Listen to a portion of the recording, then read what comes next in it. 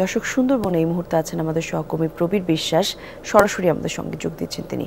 প্রবীর, একটু জানাবেন আগুন এ পর্যায়ে কতটা নিয়ন্ত্রণে আনা গেছে, আর এই যে অগ্নিকাণ্ড যে হলো, অগ্নিকাণ্ডের ঘটনা কিভাবে ঘটেছে এটা সে সম্পর্কে কোনো তথ্য জানা গেছে কিনা? আপনার প্রথম প্রশ্ন দিয়ে শুরু করি কলি।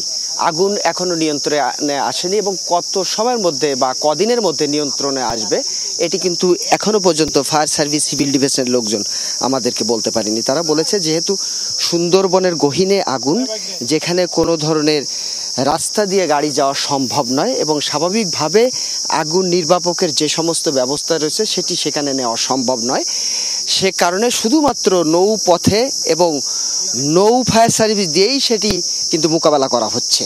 ফায়ার সার্ভিসের 5টি ইউনিট, তার 3টি কাজ করছে, 2টি স্ট্যান্ড বাই রয়েছে, একই সাথে কোস্টগার্ড এবং নৌবাহিনীর আরও একটি করে ইউনিট তারা কিন্তু কাজ করছে, তারা চেষ্টা করছে। তবে বলেছে কখন এটি নিয়ন্ত্রণে আসবে সেটি বলা যাচ্ছে না।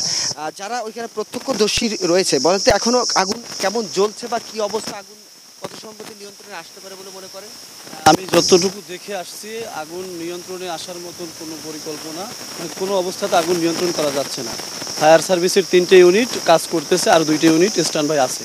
তারা চেষ্টা করতেছে এবং কাজ করতেছে, তাদের সর্বোচ্চ দিয়ে কাজ করতেছে, কিন্তু আগুন নিয়ন্ত্রণে আসার কোনো সম্ভাবনা নেই। আর যদি একমাত্র সৃষ্টিকর্তা যদি আগুন নিয়ন্ত্রণ করে হয়তোবা তাহলে এই আগুন নিয়ন্ত্রণ হবে, তাছাড়া স্বাভাবিক কোনো মানুষ দ্বারা বা কোনো যান্ত্রিক যন্ত্র দ্বারা এই আগুন নিয়ন্ত্রণ করা সম্ভব হবে না বলে আমি মনে করি। আমরা শুনছিলাম কলি, এবং আপনাকে একটা তথ্য বলে রাখি, গত 24 বছরে 26 বার সুন্দরবনে অগ্নিকাণ্ডের ঘটনা ঘটেছে এবং সর্বশেষ 2021 সালের 3 মে এই এলাকাতেই ঘটেছিল। তার আগে 2017 সালে জিওধরাতে এবং 2016 সালে ধানসাগর এলাকাতে অগ্নিকাণ্ডের ঘটনা ঘটেছিল এবং সব অগ্নিকাণ্ডের ঘটনায় তদন্ত কমিটি গঠিত হয়, কিছু সুপারিশ করা হয়, সেগুলো আসলে বাস্তবায়িত হয় না। যারা এলাকার লোকজন রয়েছে তারা মনে করে যে এটি একটি পরিকল্পিত অগ্নিকাণ্ড এবং কিছু ক্ষমতা লোভী, কিছু স্বার্থলোভী লোক তাদের নিজেদের স্বার্থের জন্য বনের মধ্যে চলাফেরা স্বাভাবিক করার জন্য তারা মাঝে মাঝে এই ধরনের অগ্নিকাণ্ডের ঘটনা ঘটে, এমনটি অভিযোগ করেছে স্থানীয়রা। কলি, অনেক ধন্যবাদ আপনাকে প্রবীর।